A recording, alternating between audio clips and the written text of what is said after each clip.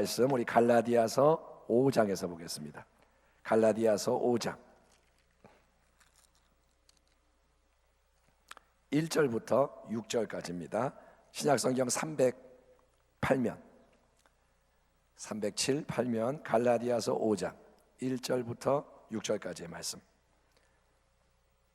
찾으셨으면 우리 교독합니다. 5장 1절 그리스도께서 우리를 자유롭게 하려고 자유를 주셨으니 그러므로 굳건하게 서서 다시는 종의 멍에를 매지 말라. 2절 보라 나 바울은 너희에게 말하노니 너희가 만일 할례를 받으면 그리스도께서 너희에게 아무 유익이 없으리라.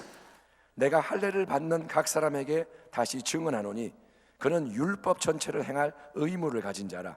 율법 안에서 의롭다 함을 얻으려 하는 너희는 그리스도에게서 끊어지고 은혜에서 떨어진 자로다.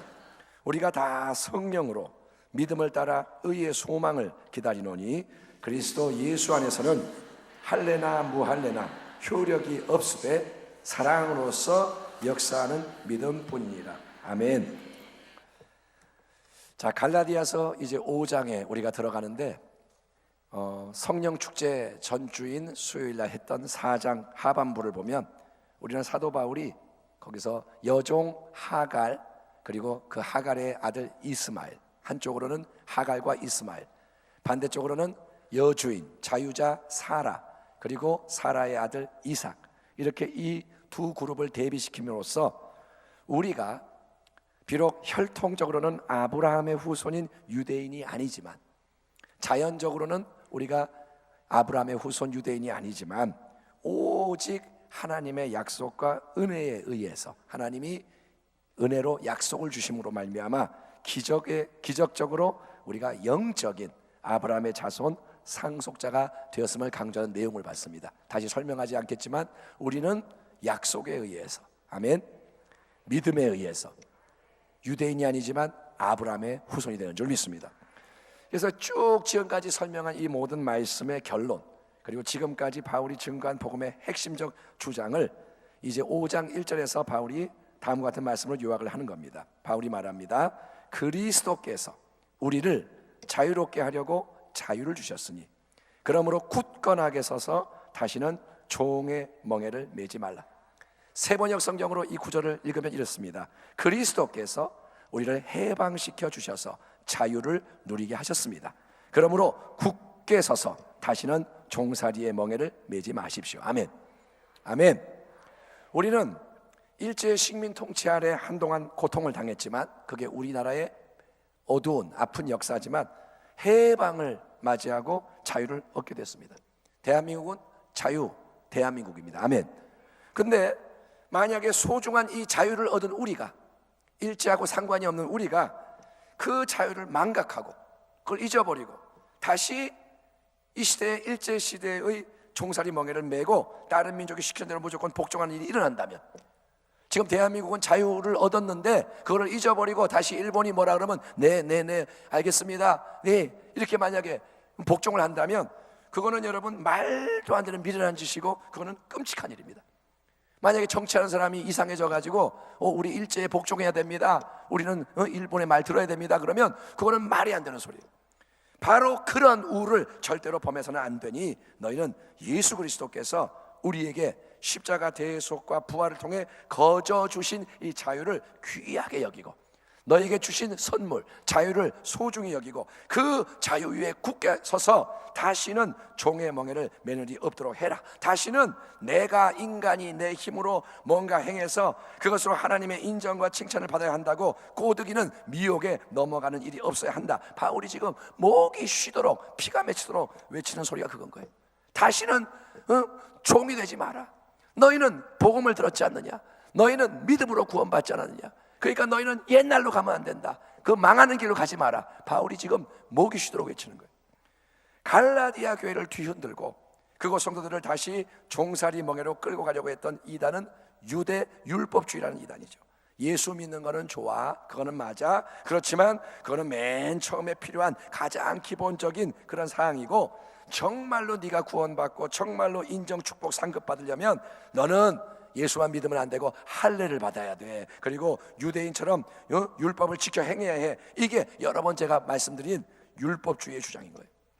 그러나 그런 사람들에게 사도 바울이 다시 한번 강력하게 반박하는 게 이겁니다. 2절부터 보면, 보라, 나 바울은 너희에게 말하노니 너희가 만일 할례를 받으면 그리스도께서 너희에게 아무 유익이 없으리라. 내가 할례를 받는 각 사람에게 다시 증언하노니 그는 율법 전체를 행할 의무를 가진 자라. 율법 안에서 의롭다함을 얻지 않은 너희는 그리스도에게서 끊어지고 은혜에서 떨어진 자로. 정말 강한 표현이에요. 율법으로 의롭게 되려 그러면 너는 그리스도에서 떨어진다, 은혜에서 끊어진다. 인생이 하나님 앞에 있는데 하나님 앞에서 우리가 의롭다, 하나님이 받아주신다고 인정받을 수 있는 길은 두 가지 길입니다. 하나는 뭐냐? 율법의 길, 하나는 믿음의 길. 두 길이 있을 뿐이에요. 우리가 어떻게 살든 길은 두 개입니다. 율법으로 사느냐, 믿음으로 사느냐. 율법의 길은 뭐냐? 율법이 명하는 바를, 성경에 기록된 율법의 모든 말씀, 해라 하지 마라, 이거를 인간이 내가 자기 힘으로 노력으로 다 이루어야 되는 거예요. 하지 마라 안 하고, 해라 하고, 그걸 갖다가 다 이뤄서 그걸 하나님 앞에 갖고 당당하게 나갈 때 하나님이, 야, 너는 참 대단하구나, 아주 잘했구나, 너는 내 마음에 쏙 드는 올바른 행위로 구원과 축복을 받아 마땅하도다. 자, 옛다, 수고했다, 너 보상으로 이거 받아라. 그걸 위해서 맨 먼저 행하는 게 뭐냐? 율법의 규례대로 유대인들이 자기 육신에 받는 할례를 따라서 행하라는 거예요. 너 이방인이지만 할례 받고 이 길을 가야 돼. 이처럼 할례를 받는 거는 여러분, 할례만 받고 끝나는 게 아니라 그거를 시작으로 해서 그 인생은 평생 동안 모든 율법의 조항을 항상 완벽하게 지켜 행하겠다는 서약을 하는 것과 마찬가지인 거예요. 할례를 받는 건 뭐냐? 나는 내 힘으로 율법을 다 지키겠습니다, 그렇게 약속을 하는 거예요. 그러나 그렇게 할례를 받고 율법의 길을 가고자 하는 사람은 문제가 뭐냐? 유일한 참된 구원의 길인 믿음의 길을 저버리는 거예요. 내가 율법의 길을 간다는 건 뭐냐? 믿음의 길을 포기하는 거예요. 여러분, 길을 가다가 갈림길이 딱 나올 때, 이쪽 길이 갈라질 때, 여러분, 우리는 동시에 두 길을 갈 수가 없습니다. 그래서 고민이 되는 거 아니에요. 이쪽으로 갈 거냐, 이쪽으로 갈 거냐, 택해야 돼요. 동시에 갈 수는 없습니다. 여러분, 갈라디아 교인들은 맨 처음에 사도 바울을 통해서 할례를 받지 않고 율법을 지키지 않고 오직 예수 그리스도의 십자가 대속과 부활의 은혜를 믿기만 함으로써 멸망 대신의 구원, 죽음 대신의 영생, 저주 대신의 축복, 질병 대신에 치유를 얻는 복음을 들었고, 그 복음에 순종해서 오직 은혜, 오직 믿음, 성령의 역사로 온전한 자유를 얻은 줄 믿습니다. 그들은 바울을 만났고 복음을 들었고 그들은 믿어버렸어요. 예수를 믿었어요. 할례 몰랐어요. 율법 몰랐어요. 그냥 예수를 믿음으로 그들은 해방이 되었고 자유를 얻었습니다. 성령이 임하시고 위대한 일들이 일어났어요. 근데 이 자유는 예수님이 십자가로 보장해 주신 영원한 자유입니다. 그런데 이제 그들이 율법주의 이단 교사들에게 미혹이 돼서 어디선가 온 이상한 사람들이 소곤소곤대는 말에 속아서 이제 할례를 추가하고 율법을 지켜야 하는 속박자로 나아가는 것은 뭐냐? 그리스도가 은혜로 이루시고 믿음을 통해 주시는 모든 좋은 것, 받은 것을 오염, 부패, 훼손, 파괴하는 너무나도 미련하고 악한 짓이라는 거예요. 너희가 만일, 바울이 말합니다, 할례를 받으면 그리스도께서 너희에게 아무 유익이 없으리라. 그리스도는 너희와 상관이 없게 된다. 너희가 율법의 길 위에서 율법을 지킴으로 스스로 의롭게 되려고 한다면 너희는 그리스도에게서 끊어지리라. 율법 붙잡는 순간 너는 그리스도를 놓치는 거다. 너희는 은혜에서 떨어지는 자가 되기에 모든 좋은 것을 싸그리 잃어버리게 된다. 바울이 말하는 거예요.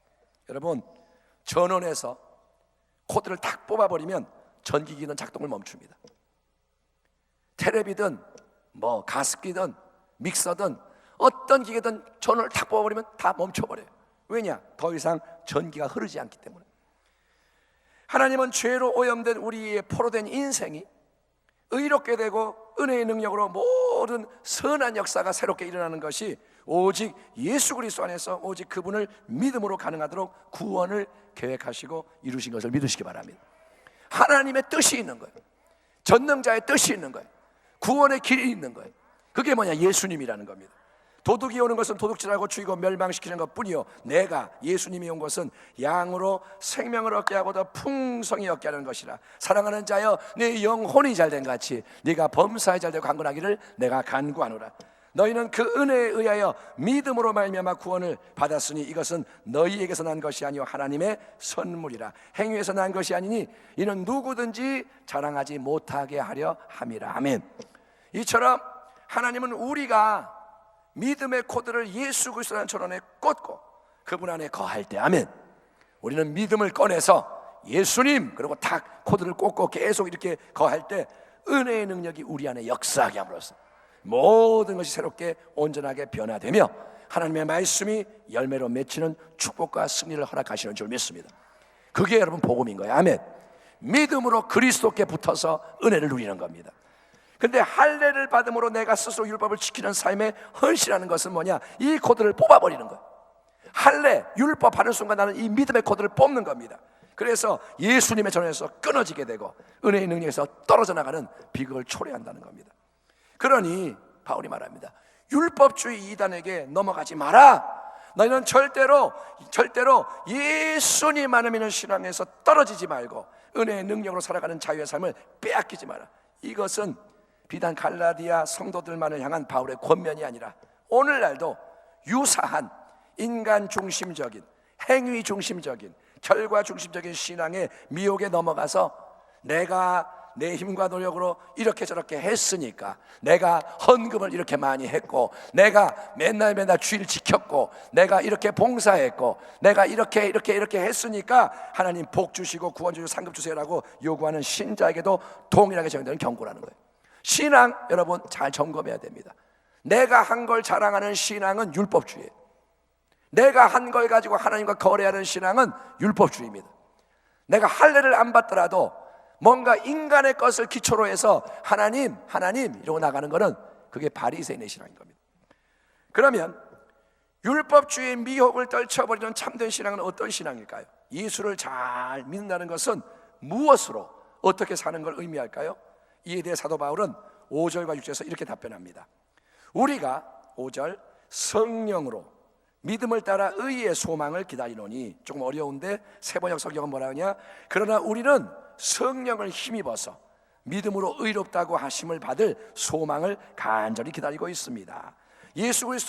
그리스도 예수 안에서는 할례나 무할례나 효력이 없을 때, 무슨 말이냐? 할례를 받거나 안 받는 게 문제가 되는 게 아니고 사랑으로 역사하는 믿음뿐이니라. 가장 중요한 것은 믿음이 사랑을 통해 일하는 것입니다. 이 말씀 속에서 성령, 믿음, 의의 소망, 그리고 사랑으로 역사하는 믿음이라는 중요한 표현이 연결되어 나옵니다. 먼저 예수님을 믿는 인생 속에는 하나님의 영이신 성령님이 역사하시는 것이 얼마나 귀한 은혜인지 모릅니다. 여러분 예수 믿으시죠? 성령님이 역사하심을 믿으시기 바랍니다. 로마서 8장을 보면 그러므로 이제 그리스도 예수 안에 있는 자에게는 결코 정죄함이 없나니 이는 그리스도 예수 안에 있는 생명의 성령의 법이 죄와 사망의 법에서 너를 해방하였습니다. 아멘. 성령님은 우리를 죄와 사망의 법, 죄를 짓게 만들어서 죽음과 멸망으로 떨어지게 하는 율법의 저주와 굴레에서 해방시키는 새로운 생명의 능력이 되는 것을 믿으시기 바랍니다. 아멘. 성령이 없으면 우리는 죄를 짓게 되는 거예요. 성령이 없으면 율법대로 끌려가게 되고 죄를 짓게 되고 죽어야 돼요. 그게 저주입니다. 근데 성령이 오셔서 새로운 능력으로 역사하기 때문에 그게 나를 이끄는 법이 되는 거예요. 아멘. 성령의 인도함을 받은 자가 하나님의 자녀다. 아멘. 예. 그래서 성령님이 예수를 믿는 우리 안에 오셔서 역사하기 때문에 성령님 때문에 우리는 정죄함에서 놓여나서 자유를 얻게 되는 거예요. 죄 짓고 저주받고 죽어야 하는 이 굴레에서 자유케 되는 거예요. 성령님은 우리를 도와주십니다. 우리가 믿음 안에서 예수님과 더 연합하게 해주시고, 그래서 의로움을 얻게 하시고 점점점 더 거룩함을 향해 나가게 하시고, 언젠가 우리의 삶이 끝나는 그날에는 온전한 의로움으로 얼굴과 얼굴로 주님을 마주대하게 될 소망을 품고, 여러분에게 그 소망이 있길 바랍니다. 언제가 주님 얼굴을 뵙는 그날, 주님의 영광과 같은 영광으로 내가 주님을 만나기 원합니다. 그런 소망을 품고 담대하게 나가도 이끄는 분이 성령님이신 거예요. 그 말이 뭔지를 깨닫게 하시고, 그거를 좋아하게 하시고, 그걸 향해 순종하게 하시고, 이게 성령님의 역사라는 거예요. 그러므로 예수 그리스도 안에 아니라는 이 은혜의 영역, 예수님 아니라는 은혜의 영역, 성령이 우리에게 역사하시는 새로운 삶 속으로 들어가면 거기서는 이제 할례를 받느냐 마느냐 이런 인간적인 표면적인 형식적인 요소들은 더 이상 중요하지 않게 된다는 거예요. 유대인들은 할례를 받았습니다. 이방인들은 할례를 받지 않았습니다. 그래서 서로 구별이 되는 거예요. 유대인은 말합니다. 우리는 할례 받은 선민이야. 너희는 할례 없지? 이방의 개들. 그래서 구별이 되는데, 이제 그리스도 예수 안에서는 그런 외적인 표식에 의해서 구원의 여부가 결정되는 게 아니라는 거예요. 예수님 안에 들어오면 할례를 받았느냐 안 받았느냐 그거는 문제가 안 돼요. 할례 받았으니까 구원받았다, 그거는 예수 안에 소용이 없습니다. 그건 옛날 말입니다. 여러분, 예수 그리스도 안에서는 이제 무엇이 구원을 이루고 변화를 가져오며 승리와 축복의 문을 여느냐?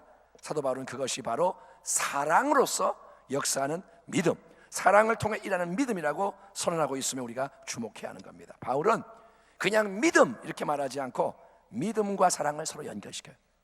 믿음과 사랑은 따로따로가 아닙니다. 따라합니다. 믿음은 사랑으로 역사해야 한다. 왜냐하면 살아있는 믿음은, 참된 믿음은 행함이 따르는 믿음, 특별히 사랑으로 섬기고 헌신하는 열매를 맺는 믿음이기 때문인 줄 믿습니다. 생명은 표현이 되는 거예요. 믿음이 진짜라면 표현이 나와요. 그게 뭐냐? 사랑이라는 거예요. 이 대목에서 우리는 야고보가 믿음과 행함에 대해서 한 말씀을 생각하지 않을 수가 없습니다. 내 형제들아, 만일 사람이 믿음이 있노라 하고 행함이 없으면 무슨 유익이 있으리요? 그 믿음이 능히 자기를 구원하겠느냐? 만일 형제나 자매가 헐벗고 일용할 양식이 없는데 너희 중에 누구든지 그에게 이르되 평안히 가라, 덥게 하라, 배부르게 하라 하며 그 몸에 쓸 것을 주지 아니하면 무슨 유익이 있으리요? 이와 같이 행함이 없는 믿음은 그 자체가 죽은 것이라. 여러분, 행함이라는 것은 뭐냐? 사랑을 말하는 거예요. 아멘. 누가 가난한 형제가 왔는데 우리가 믿습니다, 하나님도 축복해 줄 거야, 믿어, 그냥 가, 잘 가, 평안히 가, 배부르게 해, 잘 먹어, 건강해. 이거는 행함이 없는 믿음, 그건 죽은 믿음이라는 거예요. 그가 배고픈데 내가 빵을 주지 않으면서, 그가 헐벗었는데 옷을 주지 않으면서 배부르게 해, 잘 살아, 할렐루야, 이거는 뭐냐? 행함이 없다는 거예요. 그러므로 우리는 예수님을 믿음으로 은혜의 풍성함을 누리되 사랑을 통해 일하는, 역사하는 참된 믿음으로 나가야 돼요. 이제 우리의 믿음은 사랑으로 역사하는 믿음이 되기를 바랍니다. 지금까지 구제 그러면 추석 때 한번 우리가 헌금하고 조금 몇 번 이렇게 1년에 몇 번 하면 된다. 아니요. 계속 사랑이 역사해야 돼요. 아멘. 여러분이 예수를 믿는 자로서 이 믿음이 살아있다면 행함으로 자꾸 나아가는 거예요. 누군가를 봤을 때 긍휼히 여겨지고, 뭔가 감동이 오고, 그러면 순종하고, 때로는 모험도 하고, 그러면서 자꾸 열매를 맺는 게 하나님이 기뻐하는 믿음이라는 겁니다. 무조건 기도만 많이 하고 말씀만 많이 한다고 믿음이 좋은 게 아닙니다. 오해하지 마세요. 성경책 다 외워도 믿음이 없는 사람 많아요. 찬양 잘해도 믿음이 없는 사람 많아요. 여러분, 성경이 강조하는 올바른 믿음은 하나님의 놀라운 사랑과 은혜를 깨닫고 누림으로써, 아멘. 믿음은 뭐냐? 하나님을 믿는 거예요. 하나님의 사랑을 믿는 거예요. 하나님의 은혜를 믿는 거예요. 그래서 내가 감격하고 감동받고 하나님 감사합니다, 그래서 그 사랑과 은혜가 넘쳐나서 남에게 흘러가는 행함의 열매가 풍성한 믿음인 줄 믿습니다. 저수지가 차서 흘러가는 거예요. 하나님의 은혜가 가득해서 은혜가 나가는 거예요. 아멘. 그게 믿음이라는 거예요. 율법주의의 행함은 잘못된 거예요. 여러분, 행함, 율법주의의 행함은 버려야 돼요. 그거는 뭐냐? 그거는 예수님에 대한 믿음이 중심이 아니고 내가 스스로의 힘으로 행하는 것을 내세우기 때문에 하나님 볼 때는 그건 냄새가 나는 그런 악한 겁니다. 내가 선을 행해요. 믿습니다. 근데 하나님이 중심이 아니고 예수가 중심이 아니고 내가 행하는 게 뭐냐? 그게 바리새인의 위선인 거예요. 바리새인은 자기가 한 걸 자랑합니다. 하나님 감사합니다, 내가 저놈의 세리 같지 않고, 나는 나쁜 놈 같지 않고, 나는 이것도 하고 저것도 하고 이렇게 경건하니 감사합니다. 그런데 그거 예수님 뭐라 하냐? 하나님 안 받으신다는 거예요. 왜? 율법주의니까, 지자랑하니까. 여러분, 믿음에서 나오는 행함은 은혜의 행함이에요. 은혜. 아멘.